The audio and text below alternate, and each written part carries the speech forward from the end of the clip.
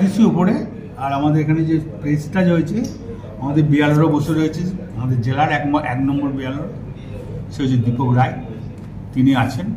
আর সুন্দরভাবে ট্রেনিং হয়ে গেছে, আমাদের বুথে বুথে ট্রেনিং হয়ে গেছে এবং সুন্দর কাজ করেছে আইপ্যাক, এটা অস্বীকার করা যাবে না। সুন্দরভাবে ওরা ট্রেনিং দিয়েছে। আমি বুথের প্রত্যেকটি মানুষকে বলবো, আপনারা ভোটার লিস্ট সংশোধনের যা কাজ হয়েছে আর নতুন করে ভোটার আবার আরম্ভ হচ্ছে, সচেতন থাকুন, ভোটের দিকে নজর দেন। এবং বিয়ালর দীপক রায়কে বলবো, তুমি সবসময় ডিএম অফিসে যোগাযোগ রাখবে, বোলপুর এসডি অফিসে যোগাযোগ রাখবে, সিউড়ি এসডি অফিসে যোগাযোগ রাখবে, রামপুরহাট এসডিপি অফিসে যোগাযোগ রাখবে, এটা ওর কাজ। আর আমাদের বুথ কর্মীদের বলবো, যারা বিয়ালরা আছেন তারা সবসময় কোনো প্রবলেমে পড়লে দীপক রায়কে যেন ফোন করে, তারপরে যদি না হয় আমাকে সরাসরি যেন আমার কাছে এসে দেখা।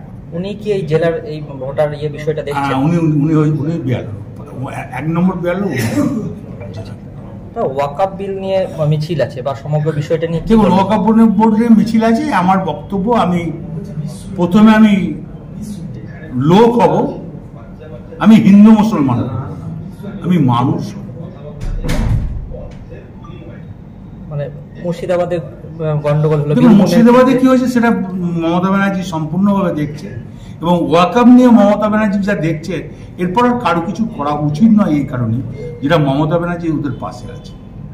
বীরভূমবাসীর উদ্দেশ্যে কি বলবে? বীরভূমবাসী যখন ওয়াকআপ যেখানে যেখানে মিছিল হয়েছে, খুব সুন্দর হয়েছে পরিবেশ, কোনো অশান্তি হয়নি। বোলপুরেও 19 তারিখে আছে, ওরা ডাকবাংলার স্টেডিয়াম মাঠে মিটিং করবে, কোনো অসুবিধা হবে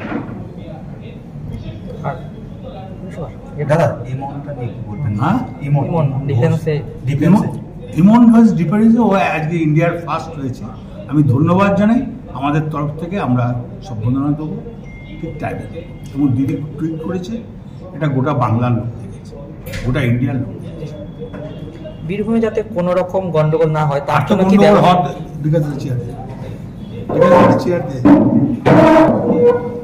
হওয়ার তো কারণ নাই। আমি তো প্রথমেই একটা কথা বলবো, আমরা হিন্দু মুসলমান করবো না, আমরা মানুষ।